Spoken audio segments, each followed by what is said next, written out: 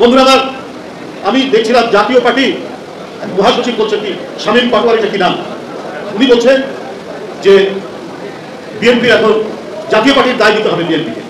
ভাই, বিএনপি তো রাষ্ট্র ক্ষমতায় নেই, এখনো তো অবাধ সুষ্ঠু নির্বাচন হয়নি, আপনি কিসের দায়ের কথা বলছেন? সেখানে আপনার নুরুল হক নুরুল ডাকসুর সাবেক বিপির একটি অফিস, সেই কার্যালয়ের মধ্যে তাকে আক্রমণ করা হলো, আক্রান্ত করা হলো।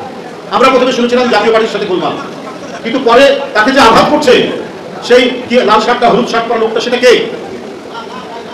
যে কেউ যে কারো বিরুদ্ধে কথা বলতে পারে, এটা গণতন্ত্রের স্বীকৃত একটা পন্থা। যারা রাজনীতি করছেন কেউ বিএনপির বিরুদ্ধে বলতে পারেন, বিএনপির যদি কোথাও সমালোচনা করার থাকে বিএনপি সেখানে সমালোচনা করবে।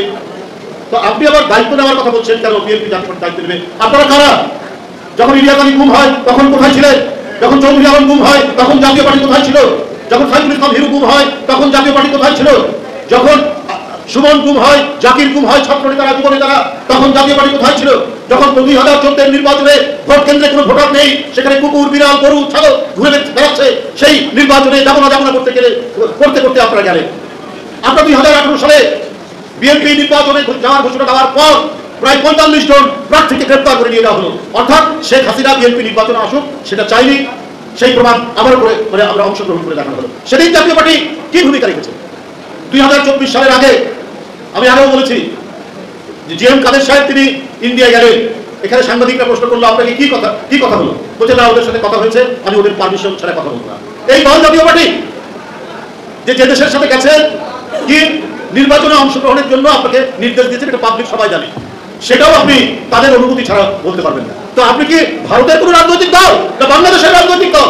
এই আপনাদের মেরুদণ্ড, এই আপনাদের নীতি, এই আপনাদের আদর্শ, এই আপনাদের চরিত্র।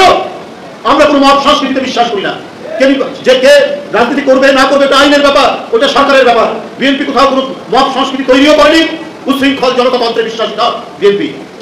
কিন্তু বিএনপি তো অ্যানালাইসিস আছে, একটা বিশ্লেষণ আছে, জাতীয় পার্টির ভূমিকা কি ছিল আর অন্যান্য রাজনৈতিক দলের ভূমিকা কি ছিল।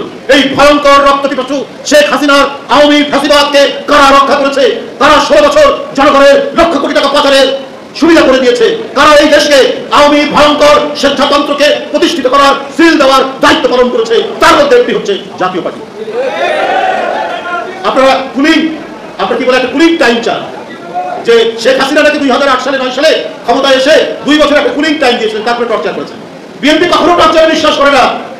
কুলিং টাইম বা কিসে আর টর্চার বা কিসে? বিএনপি তো ক্ষমতাই নেই, এখন তো নির্বাচনই হয়। বিএনপি কখনো কোনোভাবে কোনো অবস্থাতেই বেআইনি কোনো ধরনের অত্যাচার, নির্যাতন, নিপীড়ন এটাতে বিশ্বাসী নয়। কারণ নিজেরা আমাদের জীবন দিয়ে আমরা প্রত্যেকে ভুক্তভোগী, প্রত্যেকে যারা বসে আছেন বা সামনে বসে আছেন, সর্বনিম্ন 50টা সর্বোচ্চ 500টা মামলায় আমরা প্রত্যেকেই আক্রান্ত। তো আমরা নিজেরা যেখানে আক্রান্ত, আমরা অন্য কেউ অত্যাচারিত হোক, অন্য কেউ লাঞ্ছিত হোক, নির্যাতিত হোক, সেটা আমরা চাই না। কিন্তু যারা ফ্যাসিবাদকে সমর্থন দিয়ে তাদের বয়ানের সাথে গলায় সুর মিলিয়ে যারা কাজ করেছে, তাদের তো বন্ধুরা আমার আইনের আওতায় অবশ্যই তাদের বিচার জনগণ দেখতে চায়, অবশ্যই তাদের বিচার জনগণ দেখতে চায়।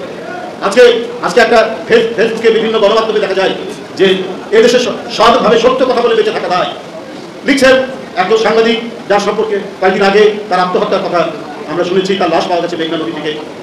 বিভিন্ন তার যে লেখা, তিনি মৃত্যুর আগে যে খোলা চিঠি দিয়েছেন, ওটা সুসাইড নোটের মতো অনেকে মনে করছেন, সেখানে লেখা আছে।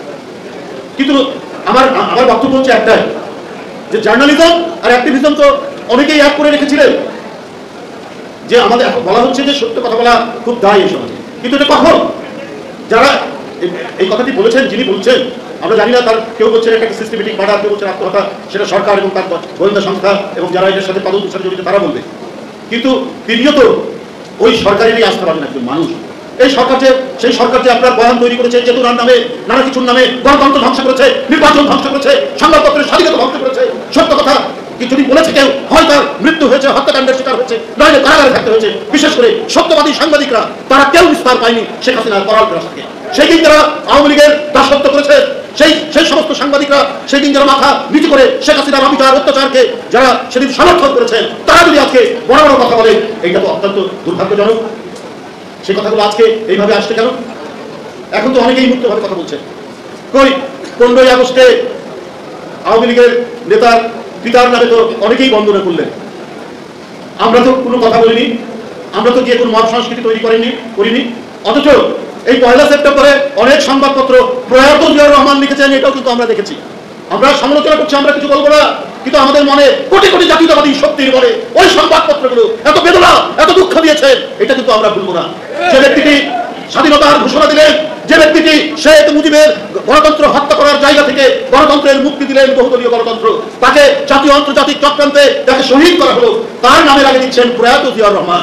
শহীদ কথাটাও লাগেন না, স্বাধীনতার ঘোষক কথাটাও লাগেন না। আমি সেই সমস্ত গণমাধ্যমকে বলবো, আপনি কি শেখ হাসিনার আমলে বঙ্গবন্ধু ছাড়া শেখ মুজিবের কোনো কথা বলতে পেরেছে? যদি বলতেন তার অস্তিত্ব থাকতো না। জাতির পিতা ছাড়া কথা বলতে পেরেছে? কথা বলতে পারেননি। বড় বড় একেবারে হেডলাইন দিয়ে আপনারা 15ই আগস্ট পালন করেছেন নিজেরা। আর জিয়াউর রহমানকে শহীদ বলতে, স্বাধীনতার ঘোষণা বলতে আজকে আপনাদের লাগে। তারপরেও আমরা দেখছি, আমরা গণতন্ত্রে অনেকের অনেক মত প্রকাশ করার স্বাধীনতা করতে পারি, কিন্তু আপনারা যে এদেশের সংখ্যাগরিষ্ঠ মানুষকে, এদেশের জনগোষ্ঠীর মনে যে আপনারা আঘাত দিচ্ছেন, সেই সমস্ত পত্রিকা গণমাধ্যমে সাংবাদিকদেরকে আমরা বলে রাখছি, এই আঘাত কিন্তু মানুষ ভুলে যাবে না। এই আঘাত তার মনের মধ্যেই রাখবে। এই ধরনের একজন শ্রেষ্ঠতম বীর মুক্তিযোদ্ধাকে আপনারা এইসব অভিজ্ঞতা দিয়ে আপনারা অপমানিত করছেন। তাকে আজকে হাসিনা নেই, আমরা দেখছি, করছি, কিন্তু আমরা এই বিচার আমরা জনগণের উপর ছেড়ে দিলাম।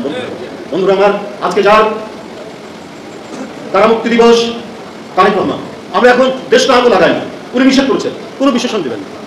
আমি পার্থক্য দেখাচ্ছি, আগের আমল দেখুন, এখন দেখুন। আমরা আগে বলতাম, আমরা এখন করি না। কেউ দেখেছেন এখানে? কেউ বলেছেন? জানেন, কারণ ওনার নিষেধ আছে। আজকে যে রুমন যে অনুষ্ঠানটি করছে, এটা কোনো রাজনৈতিক সংগঠন নয়, হয়তো বিএনপিপন্থী ছেলে মেয়েরা আছে এটার সাথে। এটা যেহেতু রাজনৈতিক সংগঠন না, সে বরাবরই করে আসে, আমাদেরকে ঠেলে ঠুলে বলে ভাই আসতে হবে, করতে হবে, তার অনুরোধ রক্ষা করতে আমরা সব এখানে আসি।